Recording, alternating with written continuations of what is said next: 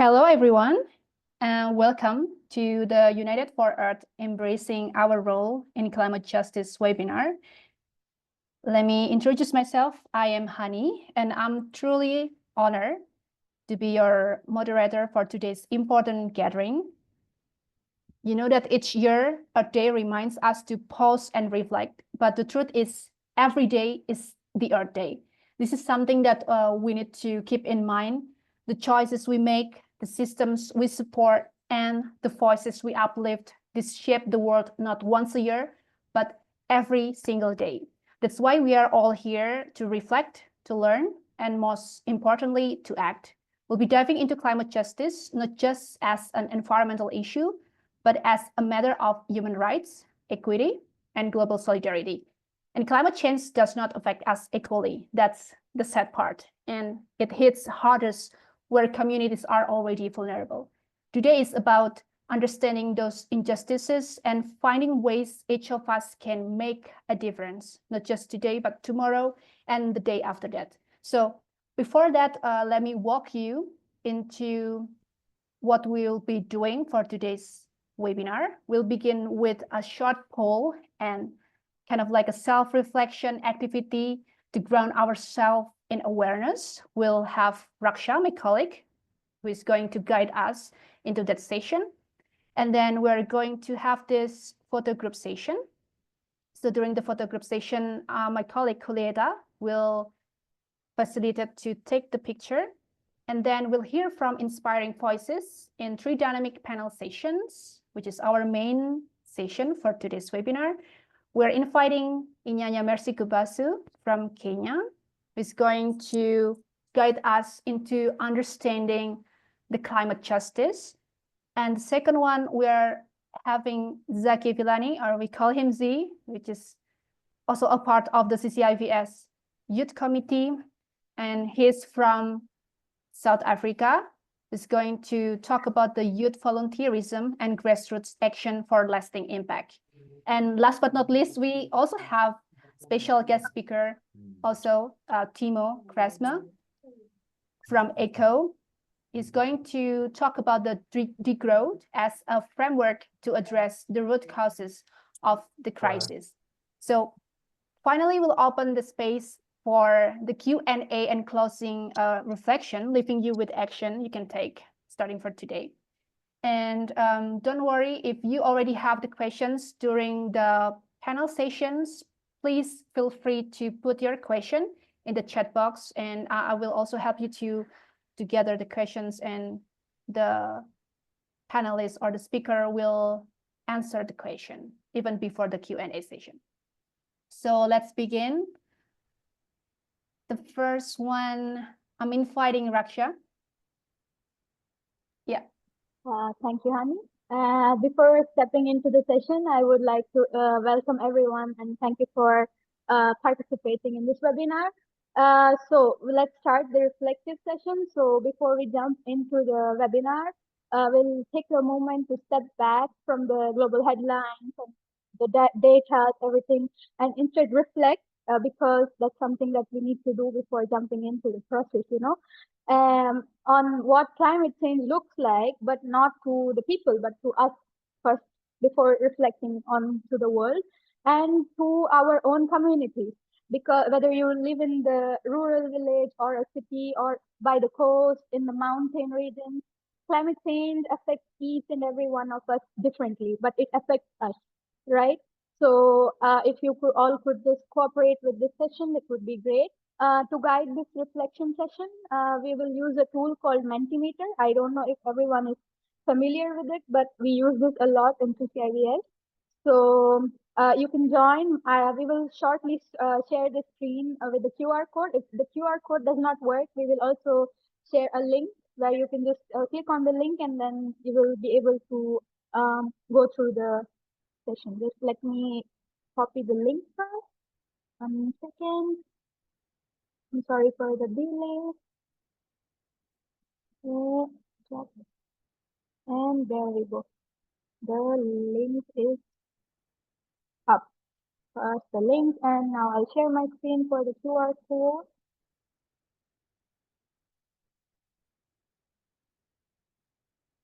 Okay, I hope you can see my screen, not this one. I'm sorry.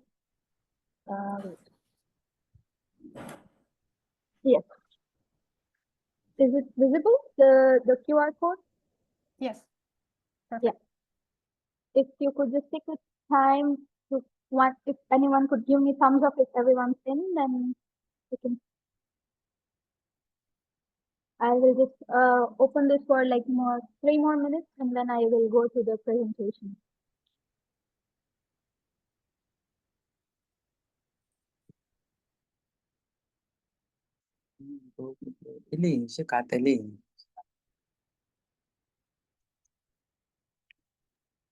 Sorry.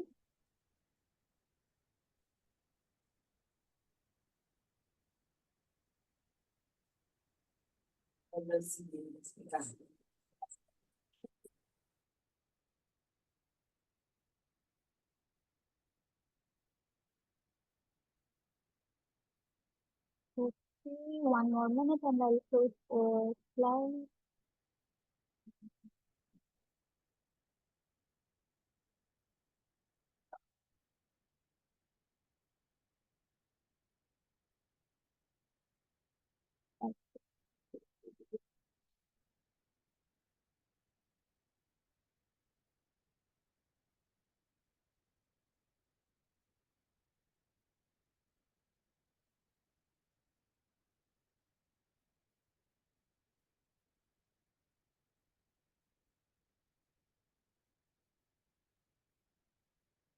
Are you guys able to view the link?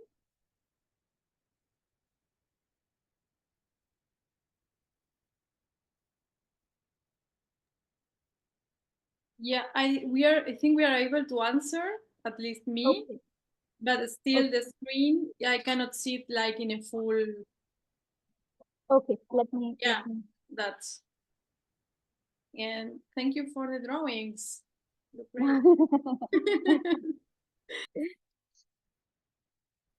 Yeah. Okay.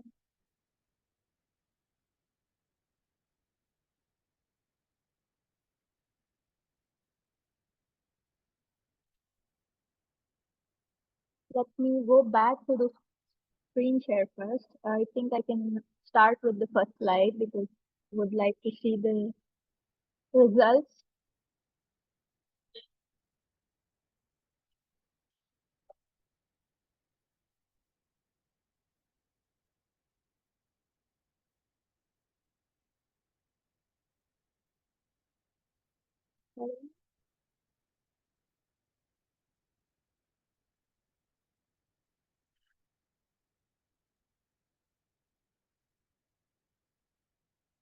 Okay, we have a lots of responses. That's really good. Yes, exactly. I'll give like maybe some more time to finish so everyone is like happy enough with this slide.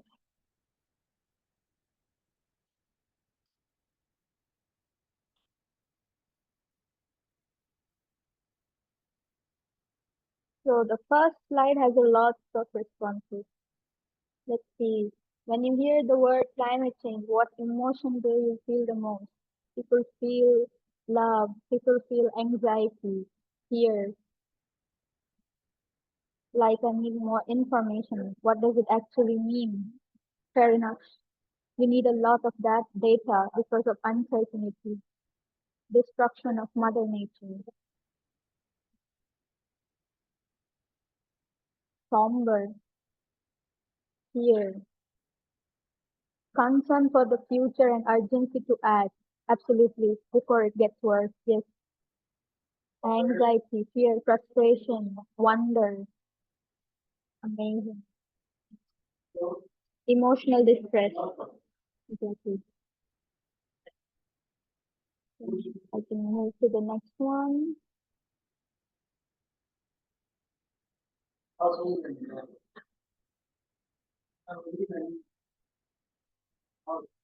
Is this slide up yet? Is it available for the answer?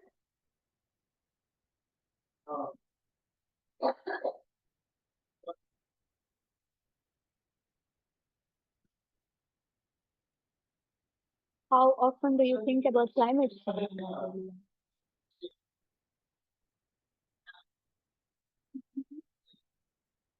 Constantly.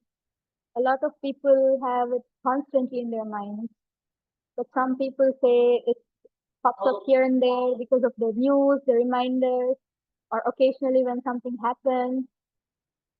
Sometimes people also try to stay informed. It's good to know. Mhm.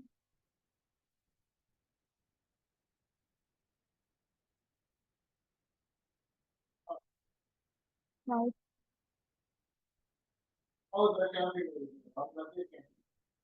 It's good to know that a lot of people have this thing constantly in their mind. It's actually a very major concern for the whole world.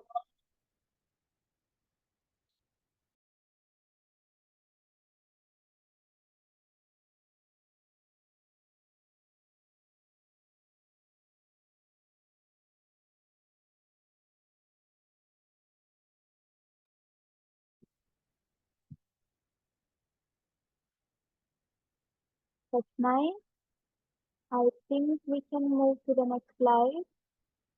I hope everyone answered this. What do you care about most when it comes to climate change? This is again a response based question. I hope you can see the slide.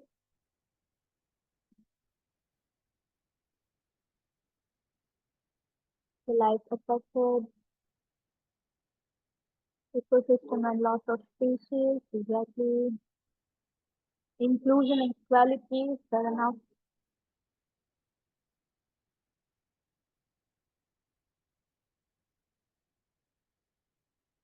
Biodiversity, forestry, wildlife, and human life, exactly. Our future, absolutely. Organizing resistance, health. Relax, just don't waste resources, use it as needed, stay minimal. Exactly, that's how you do it, yes. Ecosystem, the longevity of human presence on the earth and the well-being of future generations. Urgency to act and spread the word, absolutely. Our general ignorance and don't care attitude.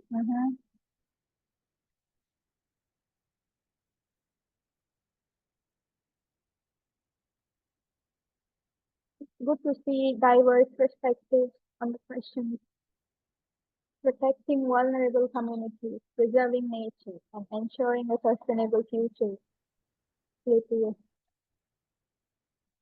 Bringing the voice to underrepresented communities is very important. My children's future, yes.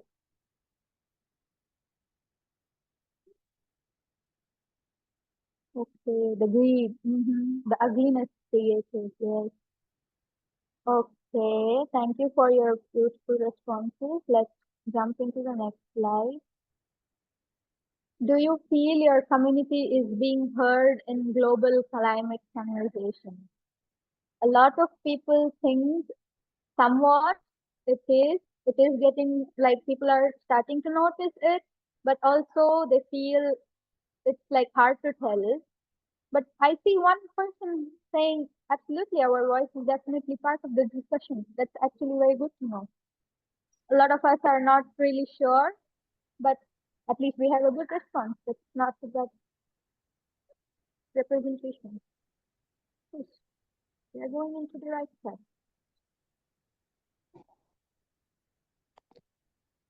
That's good to know. Okay, next one. What's one thing you wish your local leaders or government understood about your community and climate change? It's one thing you wish.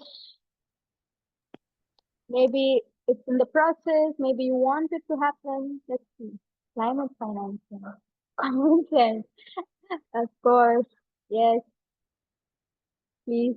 It's a global issue, right? If they could take action, yes. We don't want only talks, we want action. It's high time. Yes. We need proper guidance, of course. Policy can help or make things worse. Yes. Everything has its own pros and cons. Absolutely. Yes. Climate crisis cannot be solved within capitalism because it's caused by, okay. Sustainability, it needs to be constantly addressed and checked. It's not a one-time issue. Exactly. There is no planet B. We don't have a planet B. Individual change is not enough. There needs to be strict guidelines and actions from governments and institutions. Yes, I agree with that. Importance of indigenous knowledge systems in mitigating climate impact. Yes, yes. Climate justice should be encouraged. Looking after our environment is mandatory for our future. Of course, sustainable policies, yes. Targeted interventions and actions for environmental management and climate justice. That's great to know that a lot of people already know what you, like you guys have an idea what you want from the leaders and the government. I don't know, indigenous knowledge should not be lost. It has so many solutions to fairness, sense of ownership. That's nice. Okay.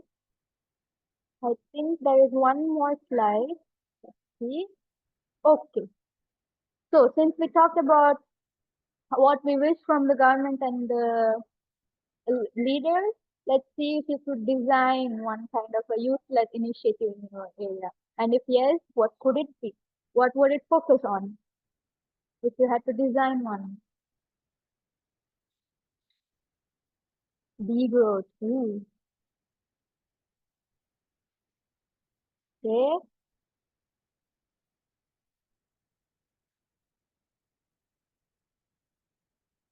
Education, especially the youth. Okay. Advocate for climate justice among the youth. Absolutely.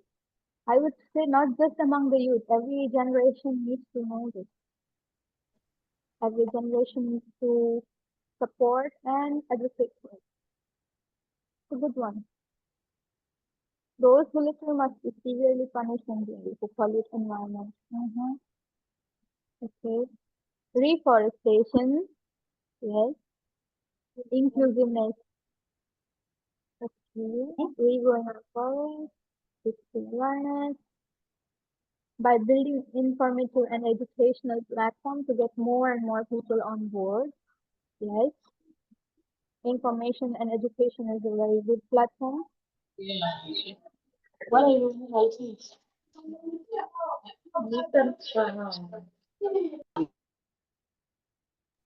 Okay. All right. Let's wait for some more responses if there is any. Okay. Education. All right. Coping with mental health and making networks and collective intergenerational solutions. That's good to know. All right. See if we have more responses.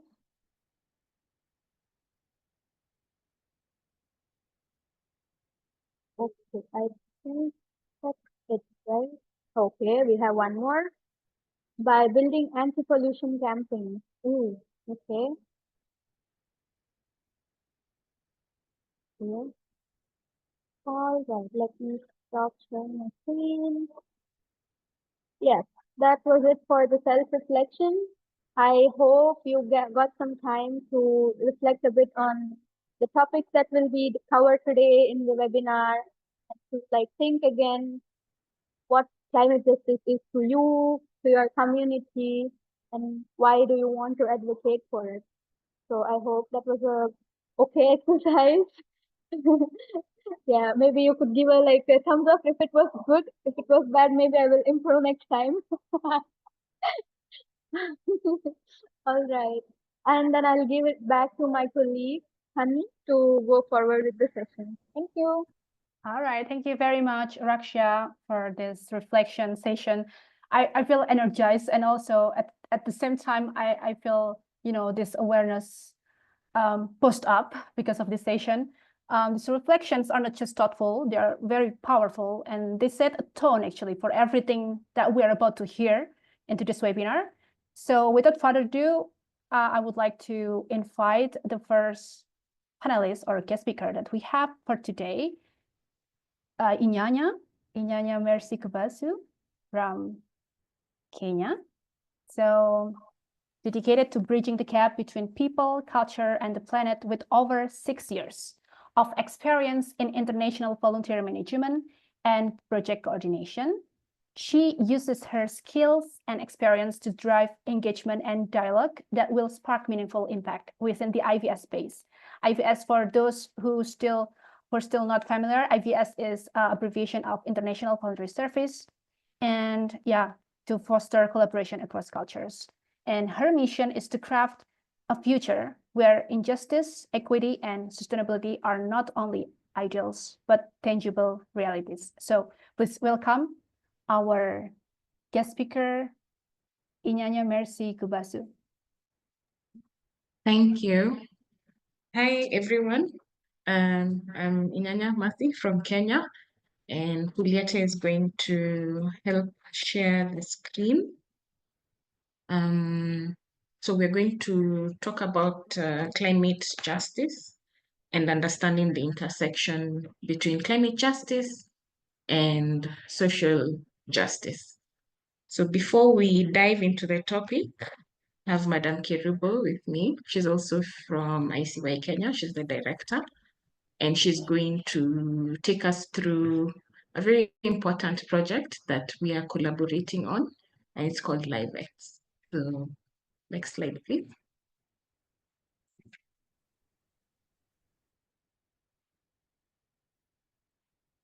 Hello. Hi, everybody. My name is Kerubo, as a colleague of Mercie's. We both work in ICY Kenya.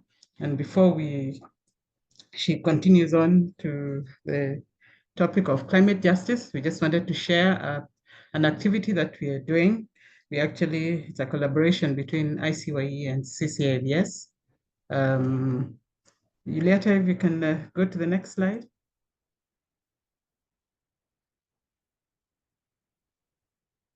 Okay, yeah. So it's a project or an activity which we have called LiveX. This is a virtual exchange program which we are doing with the CCIVS, ICYE, and 8 partners in sub-Saharan Africa. The partners are Kenya, Togo, Malawi, Zimbabwe, Nigeria, Mozambique, South Africa, and Tanzania. And the whole activity is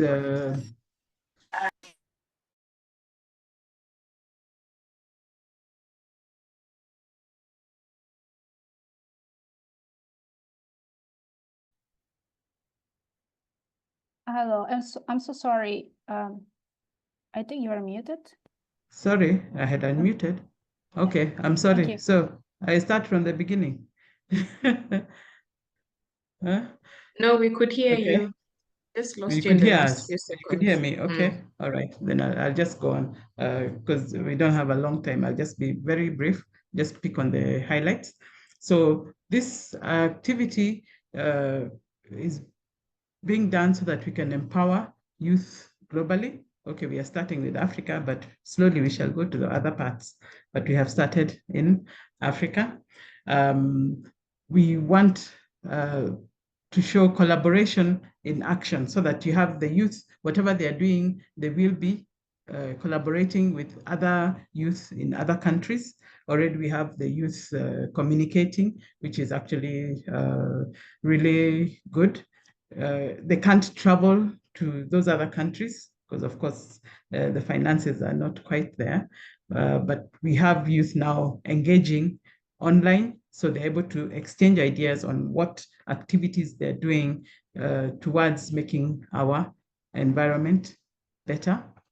And of course, we want to create sustainable impact and make sure that we are protecting our biodiversity, at the same time considering our cultural activities that sometimes affect the environment, either positively or negatively. We want to build awareness and make sure that we know the youth are aware of what is happening. And that is why we want to bring them together with youth-led climate advocacy. So that, because the youth are our future, we need them to be sure that they know what they're doing and how to move forward as far as climate advocacy is concerned. Next slide. Julieta. Yes, so our key activities, we've had a blended training for mentors. There's Earth advocacy mentorship, virtual exchange where the youth, as I mentioned, are working on activities which they are then sharing, and they're actually collaborating to make sure that they are sharing ideas of what they are doing. Advocacy actions, monitoring and evaluation. We check whatever the youth are doing. We are also going on the ground, so it's not totally virtual. For each country, the mentors in the country and the coordinators go and check and see what activities the youth are doing and make sure that they are part of the decisions. And we have virtual dialogues. We've had several, actually, I think two activities online where we had, we invited even people who are not involved in the LiveX to participate and just get something out of whatever we are doing. They learn about, like, for example, the last one I think was climate change and culture. How is our culture involved, and how is it? How is it affected by the climate change? And this is what we have been doing. We just thought we'd share something because it's very connected with climate and social justice, just for you to know what we are doing. Thank you. Mercie, I think you can go ahead. Yes, thank you. And if any of you want to join LiveX and join the participating countries listed there, feel free to talk to your organization rep, and we will be happy to have you as part of the group. Next slide, please.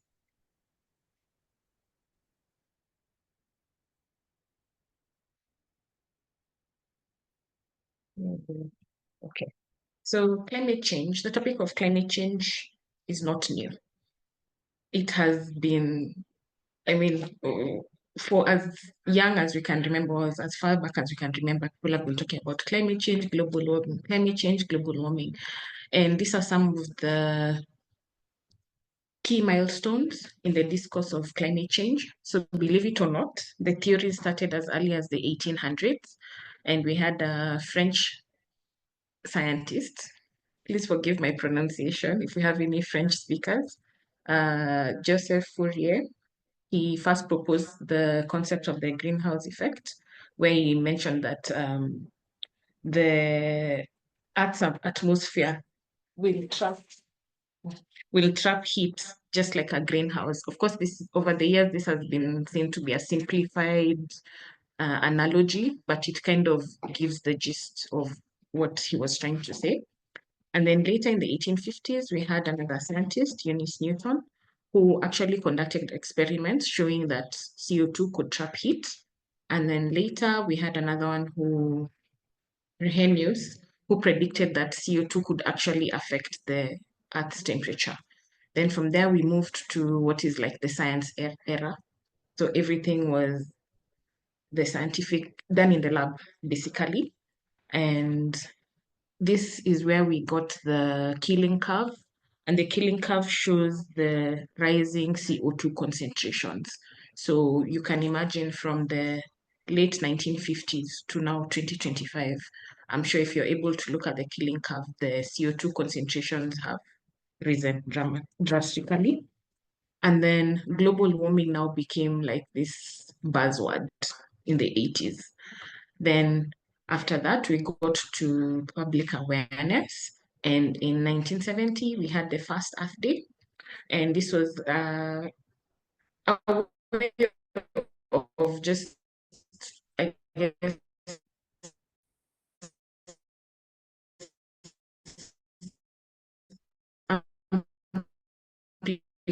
amplifying the voice that something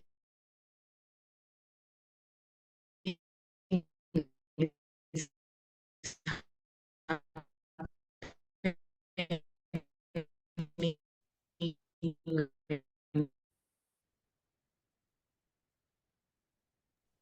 Can you hear me now? Yeah, right now, yes. But before this, I think there's this connection issue. Yes.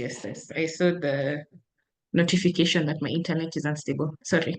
So I was talking about environmental awareness, and the public awareness majorly happened in the 70s and the 90s. And then in 1988, we had the establishment of the IPCC. And from the 90s till now, we now had the topic of climate change and environmental justice being included in international agreements, government policies, basically being taken more seriously, I would say. And up to now, we now have more activists amplifying the conversation around climate change and the impacts it has on us. Next slide.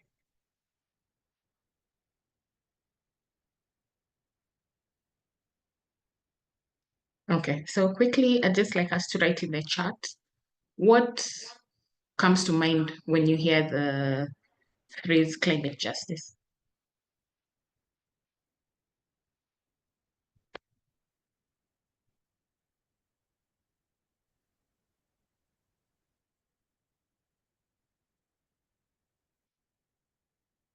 Foreboding.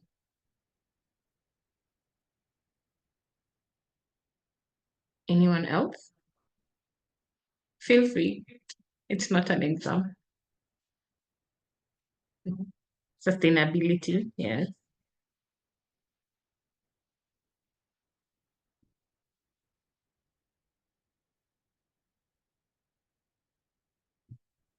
Green nature.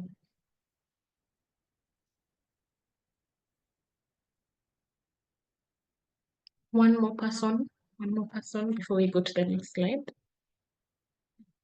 What happens to indigenous peoples? Equality to resource extraction. Yes. So next slide, please. Climate justice is a concept that wants us to focus on the ethical and social dimensions of climate change, where it forces us to be inclusive and ensure that we seek equitable solutions when we're talking about the solutions to climate change. For a long time, when we talked about solutions to climate change, it was either the organizations that have money or the advanced economies saying this is the solution that needs to be done, and then it's accepted as the standard solution across the world. But over recent times, especially from voices from countries that are not, the advanced economies and people who are considered minorities, they've actually been coming out and saying you cannot, selected people or the selected few cannot now standardize what the solution is for everyone. It has to be inclusive and it has to be equitable. Next slide, please.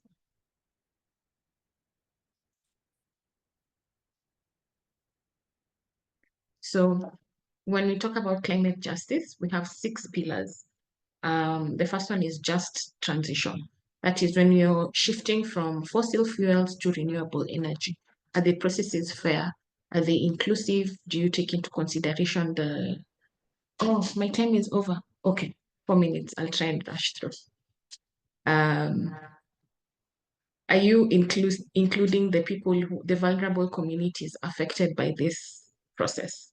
And then we have the social, racial, and environmental justice, indigenous climate action, community resilience and adaptation, equitable change, equitable climate financing, and intergenerational equity. So anytime you're discussing climate justice or solutions to climate change, you need to at least make sure that these pillars are part of your actions. Next slide. So this is something for you to think about. What issues do you think are the most impacted by climate change? I won't give you time to answer because I only have 3 minutes to finish everything else. So, but just keep in mind, maybe you can write in the chat as we are going on.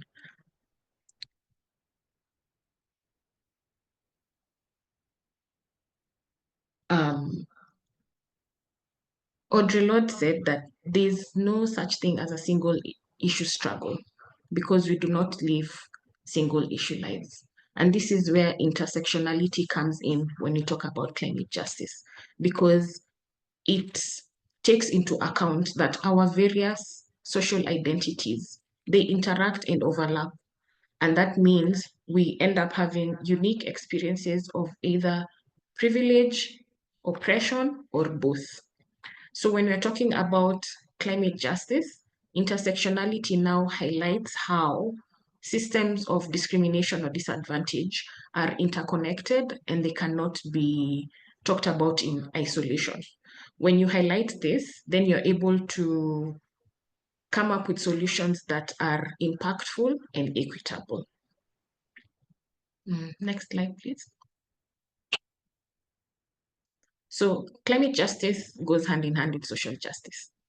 Like I've mentioned in the previous slide, we have system structures that have given certain groups privilege and oppressed certain groups spanning years and centuries. So you can imagine these systems the effects of these systems are being felt till today.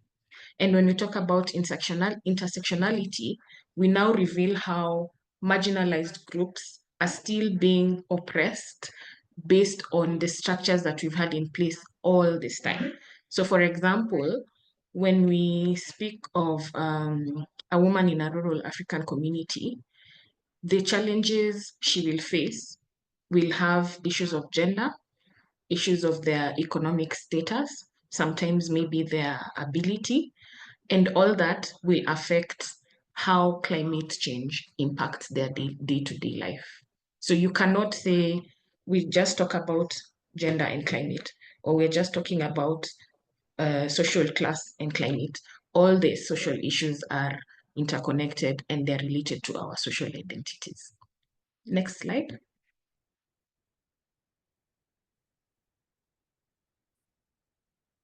Yes, so this is a good example of the intersectionality between climate change and social justice. So in South Africa, during apartheid, people who were Black or brown, they were segregated to areas that are not considered viable environmentally. And this is a very long time ago. But till today, these same communities are the ones that are most vulnerable to the impacts of climate change because due to the systemic oppression, now they have limited access to resources. They have limited access to maybe healthcare and things like that. So it's a cycle that continues, that has continued over time. Yeah.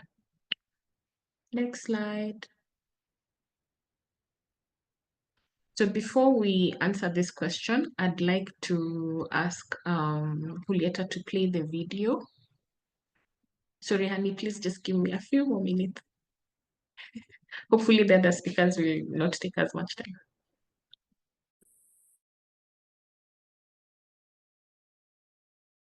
Our hands. We cannot exist without our environment. Human rights are completely implicated in environmental rights.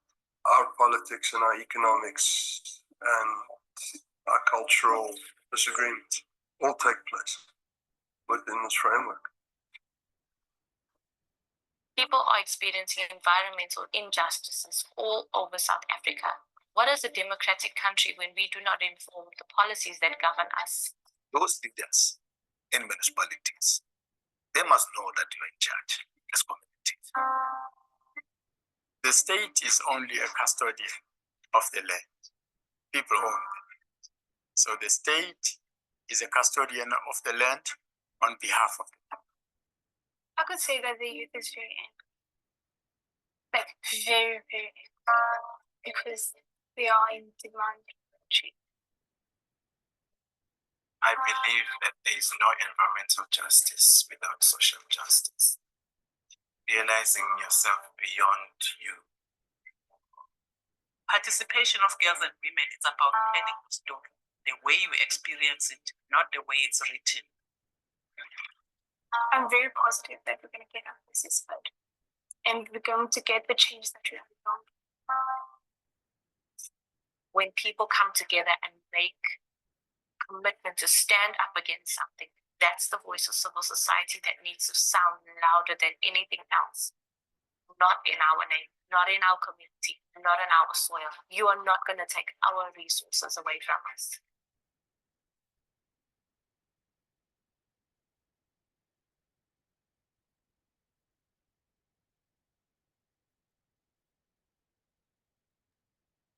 Thank you. So that's a video from climate activists in South Africa who are highlighting the injustices around climate solutions. And this is a reality that is happening all over the continent. When you speak to grassroots organizations or people in the community, they tell you, okay, this solution was brought, but either they had to accept because their hand was forced. You know, if you don't accept this solution, then you do not get funding for something else, or they're given solutions that are not relatable to them. Either it does not respect their culture, or it just does not make sense to them because maybe these are tools that they don't use, you know. A good example of this maybe is going vegan. In the world, going vegan has been championed as the biggest action. Okay, not the biggest, but it's popular when you're talking about climate change and blah, blah, blah. But when you force this, people turning vegan, people of African cultures, we're not respecting that in the African culture, eating meat is also a cultural practice. And we have ways where we respect the animal and steps are taken before you consume the meat and things like that. So now coming to tell people that this is wrong and you have to change your ways and this is the food you're now supposed to eat, then are you really giving a climate solution? Are you being just in the solutions that you're pushing towards these people? Again, there won't be enough time to read through your answers, but maybe you can write answers to this question in the chat. In the next few slides, I'm just going to show you examples of people calling out climate injustices in their areas. So in Nigeria, we have the Ogoni land cleanup. Nigeria mostly deals with the oil spills, which affects a lot of the local communities. And so many people, especially the Ogoni people now, they had to stand up and say, this cannot continue going on. And eventually their voice was heard, and the government has now initiated a cleanup in the land as a step towards addressing this injustice. We have the coal mining happening in South Africa. Again, activists and people from the community are very vocal about the practices around coal mining and how it affects their community. So the advocacy is still ongoing, and hopefully it's going to shift the policies around mining in South Africa. Next slide. For Kenya, we have Lake Turkana, which is in the north, and there was a dam that's constructed by the Ethiopian and Kenyan government. However, this dam, the construction of this dam affected the livelihood of the people in this community negatively. So unfortunately, when the community started speaking up against this, their voices were not heard. So the dam was still built, but advocacy continues till today. And they continue calling out the two governments to put into consideration that the construction of this dam caused more harm than good to the local community. And then we have the land rights movement in Tanzania, where the indigenous Maasai, Tanzanian Maasais, they have continued to fight against their indigenous land being grabbed for tourism and conservation. In East Africa, tourism is a huge deal, and there are a lot of conservationists that are coming up, and they're not putting into consideration the local people. So of course, tourism is a huge sector, so money is involved, and the cultural practices or the livelihoods of the local people are not prioritized. Next slide. We have a case in Kenya that happened, which is very historical. If for those of you who are familiar with court cases, especially in Kenya, it's very hard for you to get your day in court and then to win. So it was such a historic ruling that they were actually able to call out this organization that was causing lead poisoning in the community, and a lot of people died or fell ill, and the courts actually awarded them financial compensation, and the factory has also been ordered to clean up that community, which is a huge win. And then we have the land dispute in Zimbabwe, where again, ancestral land is being considered, it's like they think it's wasteland, you know? So land open for grabs. So now the members of that community are telling the government, no, this is our ancestral land. You cannot just say you're taking it for commercial purposes. So if you can remember the 6 pillars we mentioned, these examples have those pillars highlighting climate justice and the actions the communities are taking towards climate justice. I think we're towards the end now.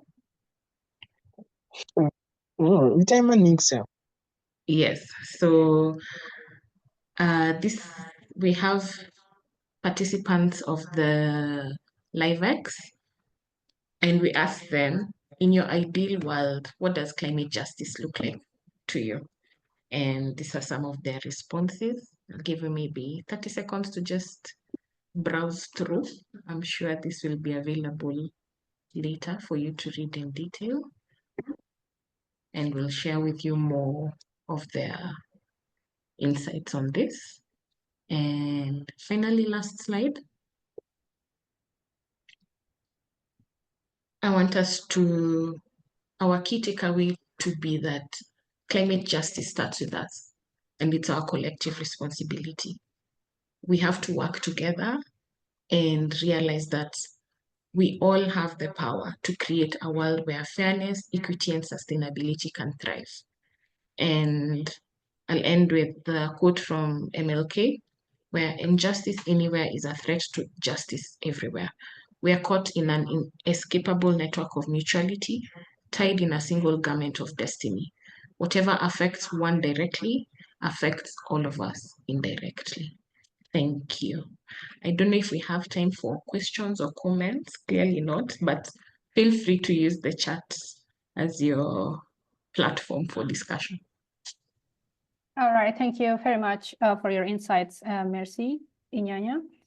And I hope you guys all gain a better understanding about the climate justice, which is very strongly related to the social justice. But before we jump into the next session, I'm inviting every one of you to take a picture together, and I will have my colleague Huleda, where's Huleda? Yeah, to help us take the screenshot. And please, if you don't mind, to open your camera so that we can see your lovely face. Yeah, So, that's yeah. it. Open the camera and just make a nice, cute face. We are all together here now, so let's see who we are and let's connect for a little bit with our eyes to see and check in with all of us. So yeah, we will take just one picture and I will give you 5 seconds. Yeah, I will count to 5 and you just open the camera and we take the picture, okay? So 1, 2, 3, 4, 5, smile. Thank you. That's it. Great. Thank you very much, Julieta. All right. Next, we shift to the power of grassroots action, how everyday people, through volunteerism and local organizing, are making a lasting impact in their communities and beyond. And we have this special guy, special man, Mzwakhe Vilane, who is going to explore the heart of community action, the small initiatives to global ripple effects, grassroots movements, all the way from South Africa, which will remind us that ordinary people can do extraordinary things. So Mzwakhe is a passionate youth activist from SAVWA. It's an IVS organization, which is also a member of CCIVS. Maybe Mzwakhe could also introduce a little bit about SAVWA and your work with SAVWA, and obviously, as well as your youth volunteerism and grassroots action for lasting impacts. So time is yours. Z, welcome. Thank you very much, Hani. Good day, everyone. I hope you can hear me. It's a little bit noisy on my background because I'm at the office, but I will try to be as audible as possible. Thank you once again for the opportunity. I welcome you all. I won't be long on my presentation. I do not have slides to share, but I definitely have stories and words of inspiration to share with you, okay? I'm not a motivational speaker, but I'm a speaker who is motivated. And what motivates me is the work that I have seen loom in the community after I have mobilized and trained young people into venturing on the peregrination of volunteering. So in communities like South Africa, Atteridgeville to be precise, it is not easy to mobilize young people into volunteering because it always comes with monetary expectations, if I make sense. It's called volunteerism, but when they see the kind of impact that they make, they think there is monetary consequence because of how the magnitude starts to expand. So in communities across South Africa or around the world, people do know it is important to volunteer. But people, they always say they do not have time, right? We do not have time to commit to this. We do not have time to be part of programs. We do not have time to participate in projects. But really, who has time? Who has time? So we do not volunteer because we have the time, but we volunteer because we have the heart. And all it takes is exactly your heart. And when you put your heart into it, that's where passion comes. And when there is passion, there is change. So through my work with SAVWA, I have come to witness firsthand on how youth-led volunteer initiatives serve as tools for empowerment and social cohesion. Our projects bring together diverse young people, often from under-resourced communities, of course, and provide them with opportunities to learn, lead, and contribute meaningfully. One shining example of this work, it is one of our biggest projects which we have initiated in the year 2024, which is called Mandela Day. Mandela Day, as most of you, I'm sure you know, of the iconic former president, the late former President Nelson Mandela. We dedicated a day on his birthday where we do what we call social work. Mandela Day, we commit 67 minutes of doing something impactful to the community. So we took the time with the young people that we have mobilized, of course, with the help and the aid of the Department of Education, which we have formed a very solid and strong partnership when it comes to mobilizing young people in school.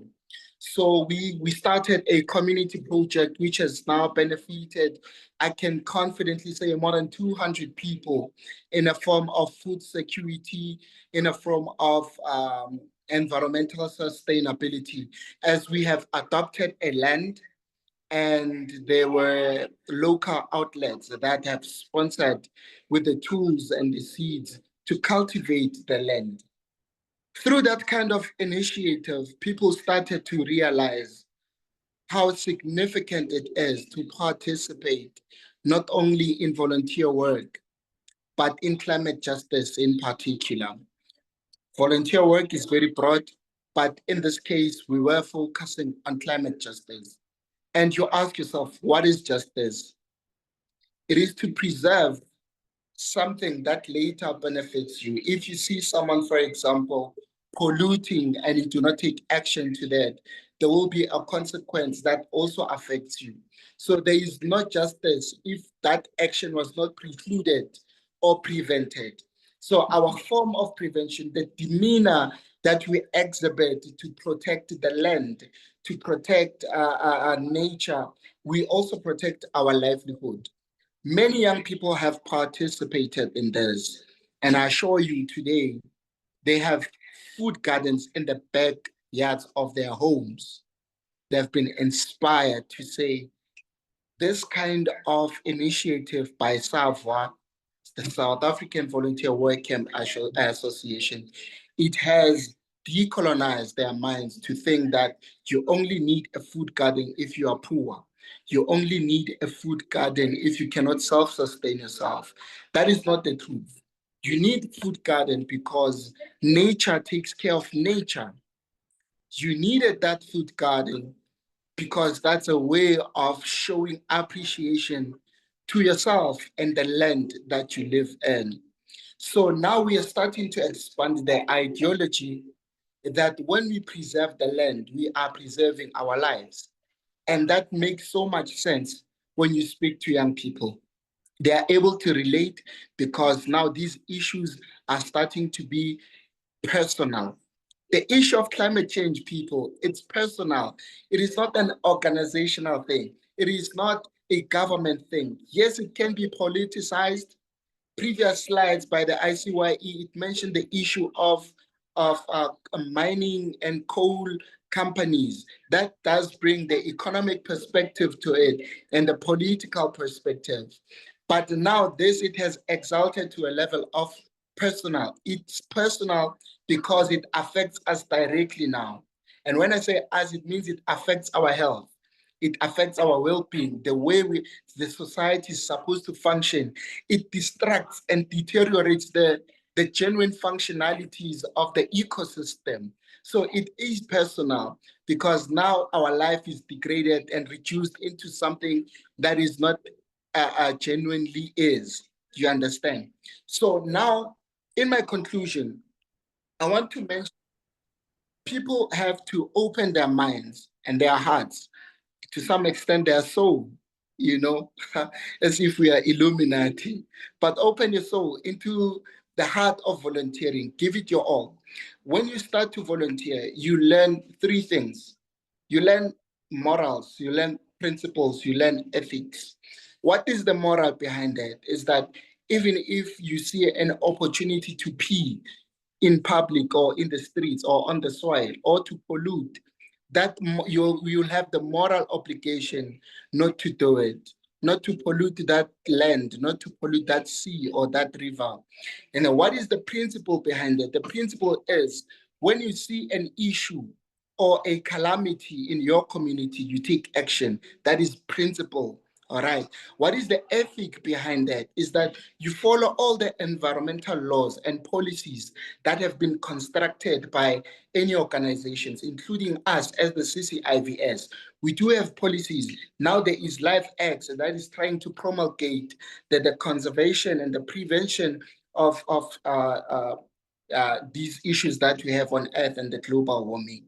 You practice these things as volunteers, and then we are now creating a story that leaves a legacy and not a vacancy.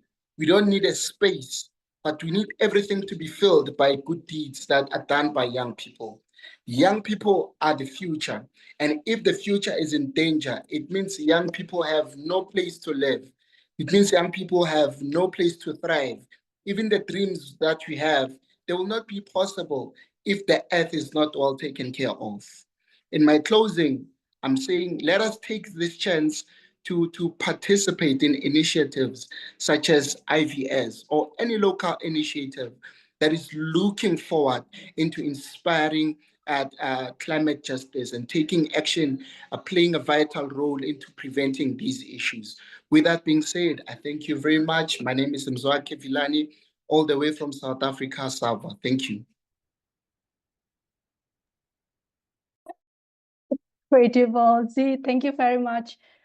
What we heard today is the proof that sustainability starts from the ground up and every single effort adds up.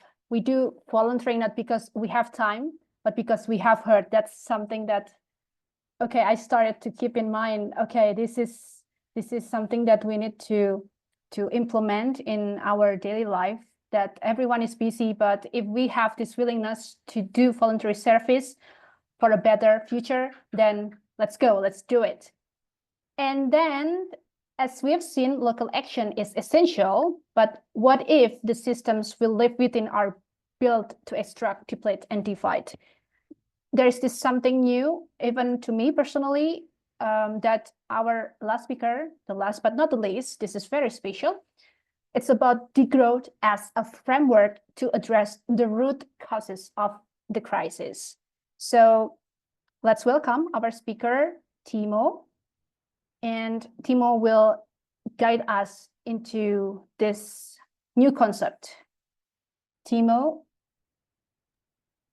Thank you so much, Hani. And thank you everybody for being there and also for inviting me as a speaker. And also thanks to the previous speakers for these very inspiring presentations. Let me see if I can share my screen.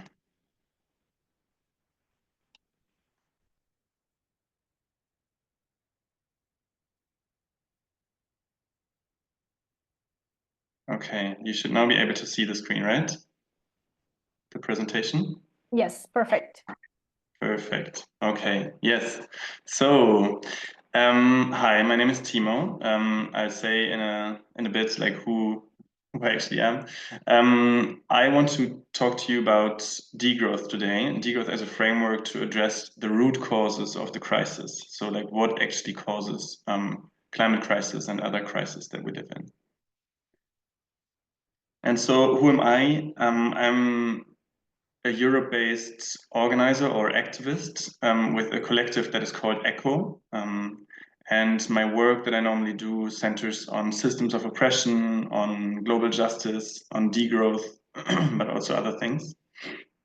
And I'm a white European man with also academic background. And this, of course, also shapes how I see the world and what things I can see and what things remain hidden to me. But I also consider myself a comrade to basically everybody who fights for liberation from this imperial, patriarchal, and capitalist system.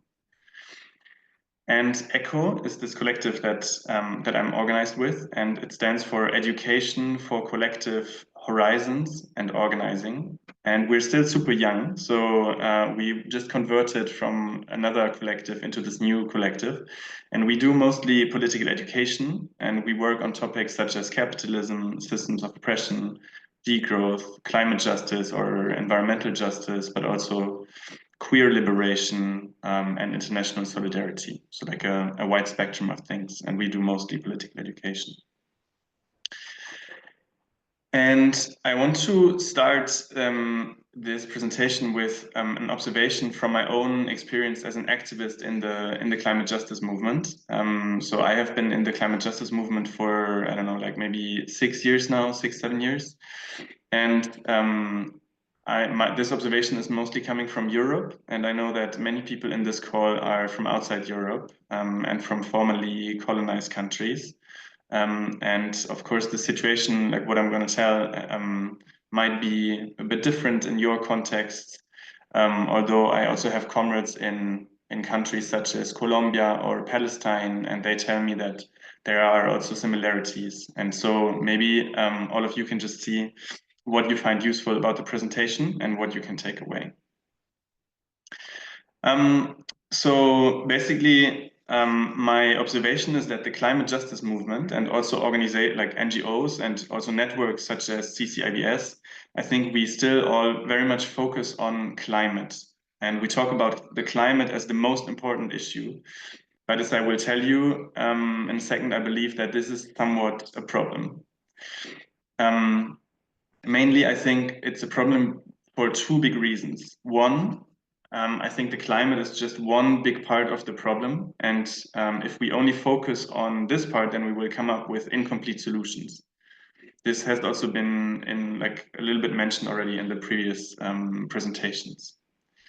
And secondly, if we talk too much about the symptom, so about the symptom of the climate crisis, we spend too little time focusing on the root cause of it, so what caused it. And before I go to talk a bit about the root cause of the problem, I wanted to first say a few things about the climate, or rather, I wanted to say why it is so much more than climate. This is the graph. You don't need to really dig into this graph now. It's like a bit complicated. These are the so-called planetary boundaries. What they are is basically, if you think of our Earth as a system, which it is, then each of these boundaries plays one big role in making sure that the system works. And if these planetary boundaries are crossed, then our ecological systems start to collapse. And basically the green area in the middle, that is the so-called safe operating space. So if our different planetary boundaries are within this green area, then our Earth is fine. But everything that goes into the orange, this is where, this is showing us by how much we have crossed these boundaries already. And as you can see a bit on the top, I don't know, can you see my my mouse if I move it? Yes. Perfect. If you can see on the top here, climate change is only one of these boundaries, and it's not even the worst in terms of effects. So for example, this one here, biosphere integrity, this is basically biodiversity. And biodiversity is the foundation of our Earth system because each species, from a bird to an insect to an elephant to a fish, plays a very particular role for the entire system. And over the past 50 years, we have seen biodiversity completely collapsing. So for example, in Europe, over the past 50 years, 70% of all animal population have been eliminated, 70%. And in spots where biodiversity is particularly high, so for example, in the rainforests of South and Central America, the populations of animal species have dropped by 94%, which is mind-blowing, 94% over the past 50 years. So what I'm saying with this graph is, yes, climate change is super important and it affects a lot of things, but we need to understand it more widely as an ecological collapse that has many, many facets. And the ecological, or the planetary system is collapsing as a total. And of course, even the ecological collapse is then only one part of the big problems on this planet. So just to name a few more. So we have the ecological collapse, as I said, of which climate is one. Then we still, of course, have neocolonialism and imperialism, basically, which means that countries in the capitalist core, or like in the global north, are appropriating huge amounts of wealth from the rest of the world. Yeah, as I said, like I think this is something that many of you, maybe experience in your lives also, in your context.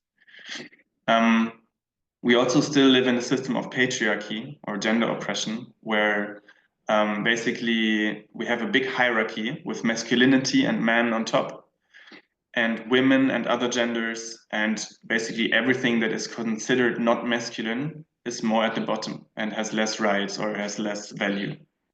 And even though men, of course, are also oppressed by the system themselves without even realizing it. And we can also not forget about working class oppression. So everywhere around the world, workers are being forced to work for wages, and their work is being exploited for the sake of profit of others, basically for the class of capitalists. And I'm mentioning all of these things because, one, we as activists, if we want to find solutions, it basically means that any solution that does not address all of this together does not really have the potential to create a more just world, right? So, like, if we fight only against the ecological collapse, but we don't fight against patriarchy, we might still live in a fucked up world afterwards. So we need to think everything together. And I'm mentioning these things also, secondly, because they are all connected by a common root. They are all connected by a common root. And the common root of all of this is economic growth. So economic growth lies at the root of the climate crisis, of ecological collapse, and all of the oppressive systems that you see here. And economic growth, or like you could also say capitalism, is basically a system that was designed by the capitalist class in the global north, by the former colonizers, and then dictated onto the entire world. So it's the global north that has created a system that needs basically endless economic growth, even though we live on a planet with limited resources. So this will never work out. And I wanted to bring a quote from Vandana Shiva. I don't know, maybe some of you know her. Vandana Shiva is an amazing ecofeminist and activist from India. And Vandana Shiva wrote or said in a speech, "Economic growth measures the conversion of nature into cash and commons into commodities." Commons is basically land and resources that belonged to everybody, that were not private property. So, like, measures the conversion of nature into cash and commons into commodities. Our dominant model of economic development has in fact become anti-life. And so basically my message today in this presentation is that we must, in our activism and as NGOs and so on, we must start prioritizing our focus towards this root problem. And my proposal that I'm bringing from my own activism and from my own context is the framework of degrowth. And but because of time limitations today, I can't really dig deeper into it to also explain, like, okay, so how exactly is economic growth then linked to ecological collapse? How is it linked to neocolonialism? How is it linked to patriarchy and so on? Maybe this can be explored in the future in another workshop or something. But instead, I just want to very, very briefly introduce this concept to you as a framework that I think could be useful to CCIVS and also to many volunteers and activists among you. So basically, I normally see degrowth as so there exist many different definitions and so on, and I will not give you a definition, but I will more just explain you how I see degrowth. Basically, degrowth is a framework or a concept that tries to bring all of the things that we talked about earlier into one common framework. So it really tries to find solutions that at the same time address colonialism and patriarchy and ecological collapse, but all in one concept. And this means that on the one hand, it is basically a radical critique of a system that is built on economic growth. So it basically brings a framework through, or like you could see it as glasses, like degrowth is like glasses through which we can analyze the current system and why it is problematic that the current system is only pursuing economic growth. And that though from an ecological, from a feminist, from a decolonial perspective. And at the same time, degrowth does not only give an analysis of the problem, but it also paints the picture of an alternative world, of a vision. So kind of like to know, okay, this is the problem, but where are we actually going towards? And so it's a vision of an alternative system that is centered on care for all living beings and on abundance. So where we all have enough. And in Europe, degrowth is becoming a bit of a movement, especially among activists and within the ecological movement. But degrowth also includes a lot of ideas that have already for centuries been part of other frameworks around the world. And so what I'm not saying that degrowth is the only good framework or something. And it's often said that degrowth is, let's say, in alliance or like matches very well with other frameworks such as Ubuntu from South Africa or Ecoswaraj from India, with Buen Vivir from Ecuador, Vivir Sabroso from Colombia, but also with maybe anarchism or communism. So degrowth matches well with other movements. And there's maybe some of you are also in your activism focusing on or including reparations. And I just wanted to share a quote from a friend of mine from Senegal. He's also a degrowth activist, and he said that degrowth and the reparations movement go very well together. And he said, we can use the metaphor of a broken chair. The chair represents all of the destruction and the collapse caused by the capitalist growth-based system that the global north has caused. We need reparations from the north to the south. So this means we need to repair the chair. But we also need to make sure that the chair does not break again. So we need to come up with a new system that makes sure that the chair doesn't break. And this is, for him, where degrowth comes into play. And so I want to end this presentation basically with an invitation to all of you to explore this degrowth framework maybe in the future. And I think that international voluntary service is a wonderful thing, but I think we also need to use it for very radical goals, and we need to use it to fight this economic system. And I know from my own experience that when NGOs, mainly European NGOs, talk about solutions for the climate crisis, they often talk about solutions for the climate that do not challenge the entire capitalist system. So instead, they propose solutions that very well function within the capitalist system, that are market-based or that have this capitalist logic, right? This is, for example, also true of all of the Western organizations that are part of the so-called international development sector, right? Like World Bank, International Monetary Fund, USAID, and so on and so forth. So they all operate within the logic of capitalism. But I also get it, and NGOs also do it. And I get it because NGOs often depend on the money that is coming from the system, right? And so it's the question, who will give us money if we want to break with the system? But as I argue here today, is that we still need to do it. We still need to collectively shift our focus from the symptom to the root. And yeah, again, like seeing that there are many people here from formerly colonized countries, I think there's also like a chance that you talk to your European colleagues and ask them to use this degrowth framework for the global north. because it's the global north mainly that needs to degrow.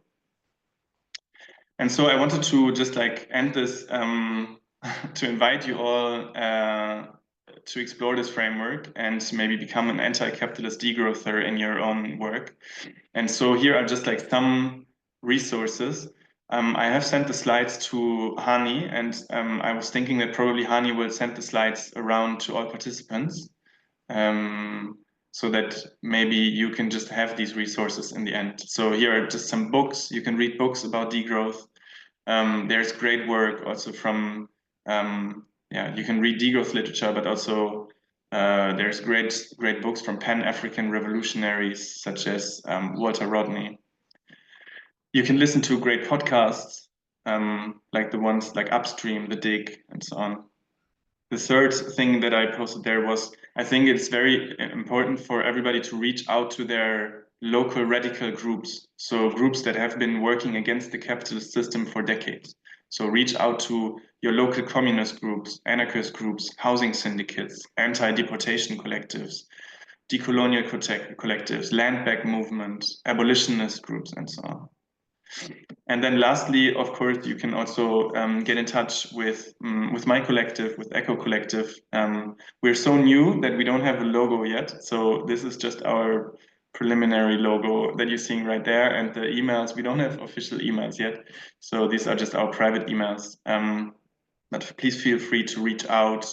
We do workshops and other formats. And if you want to work on this, we're very happy to work with you. That's it. Thank you so much for your attention and for having me here. And then I give it back to Hani. Thank you very much, Timo. It's awesome. It's my first time to hear and learn a lot about this perspective. And I remember one of the things that you mentioned. It's more than just the climate.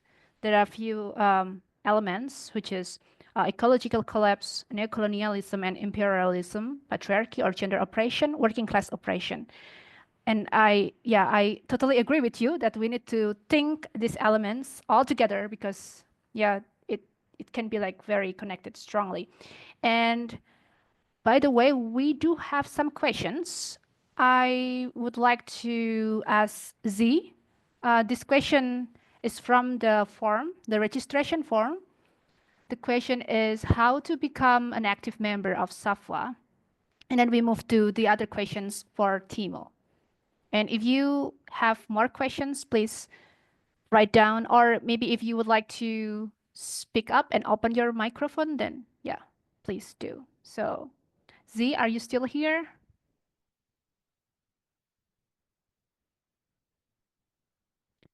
Is Z still here or no? Honey, Enoch. I can answer for you. It's so simple to become a member of SAVWA. You just send your application to the email. I'm gonna send the email to the chat box, and then just send your application and your detailed CV to us, and then we'll be in contact. Thank you. Thank you, Enoch. Just for your information, Enoch is a part of the SAVWA organizations also. So please hit up the email that Enoch will share shortly. And then the next question, it's for Timo. How to collaborate with you? And the second one is, where are you located in Europe? Great to catch up sometime and discuss. Thank you. Well, so like if you want to collaborate with us, for sure, just send us an email to the emails that I had sent in the presentations. I can also send them again in the chat. And yeah, so we are based both in Spain and in Germany, but we work all over Europe, and we also do online events like beyond Europe. But for sure, just drop me an email, and it would be great to collaborate. Thank you, Timo. Is there any more question?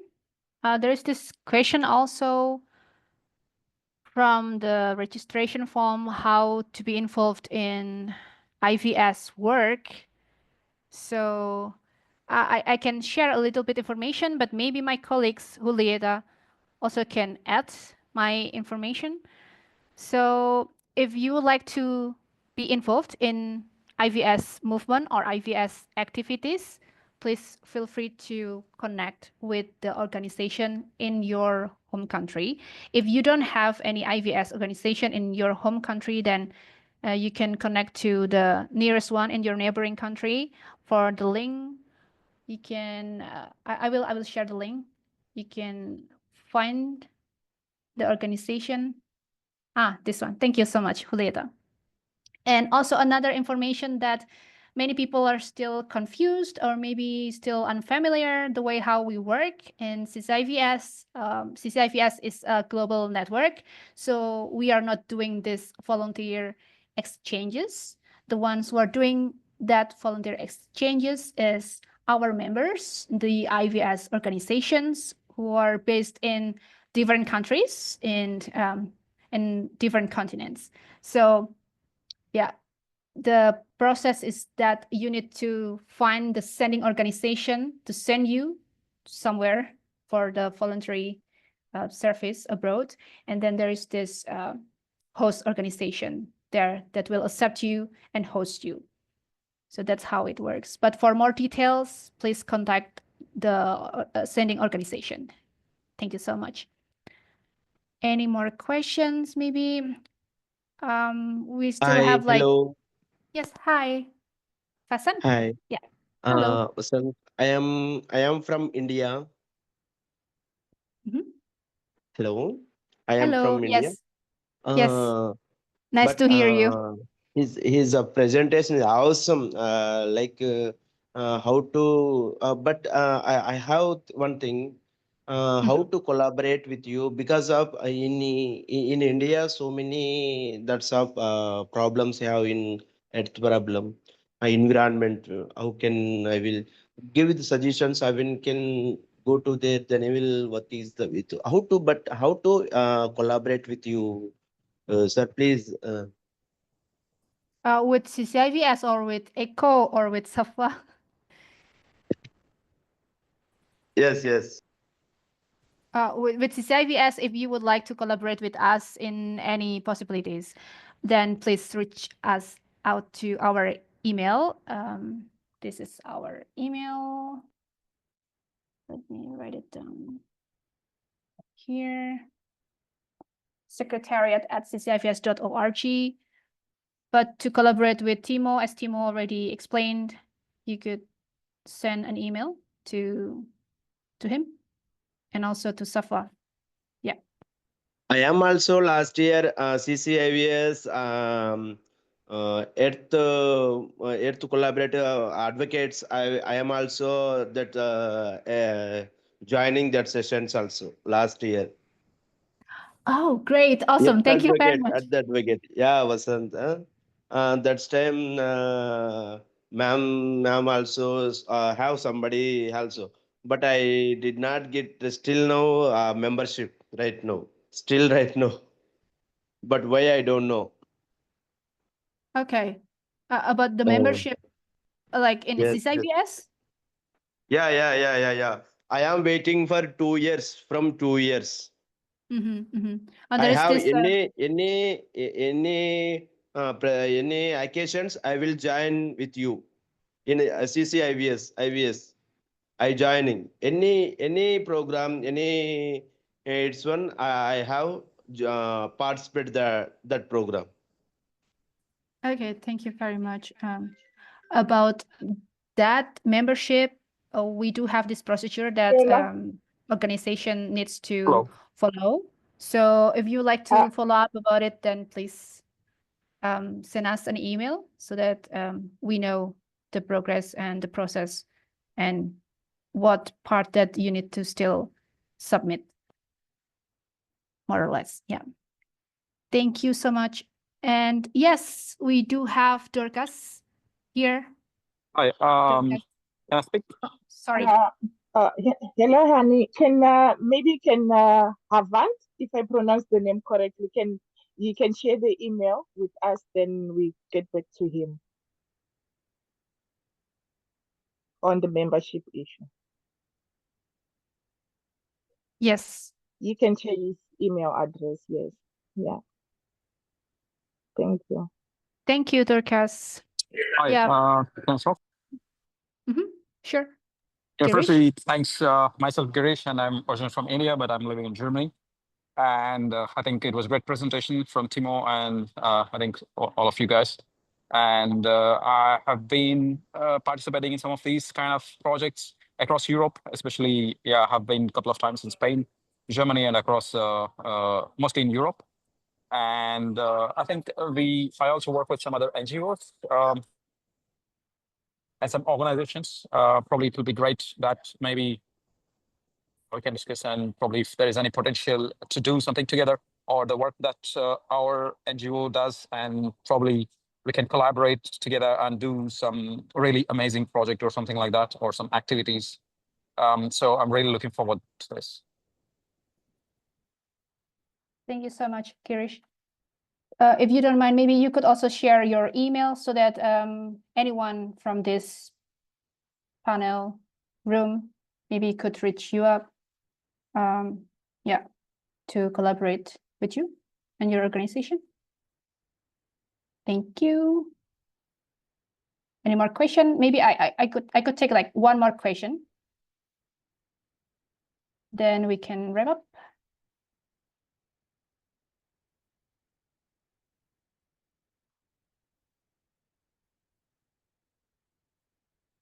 No more question? I guess no. Okay, just in case you have more questions and you just like remember, I missed this chance and I would like to ask question, please feel free to connect with us on the platform, social media platforms. We're on Instagram, we're on Twitter and on Facebook, LinkedIn, or maybe email. I already put the email address of CCIVS in the chat box. And thank you very much for joining our webinar.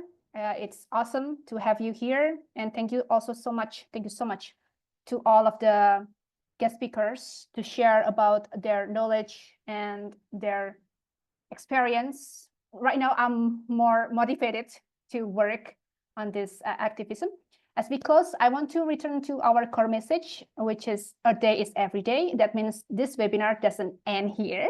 The learning still continues and the advocacy also continues. The choices continue. Each of us has a role in this story, whether through activism, education, creativity, or care. And the planet doesn't need perfection. It needs participation. So thank you very much. And see you later in the next session. We hope to see you in another occasion. Bye-bye. Thank you. Bye, ciao. Bye. Thank you. Bye-bye. Thank you. Ciao. Bye-bye. Bye. Bye. Thank you.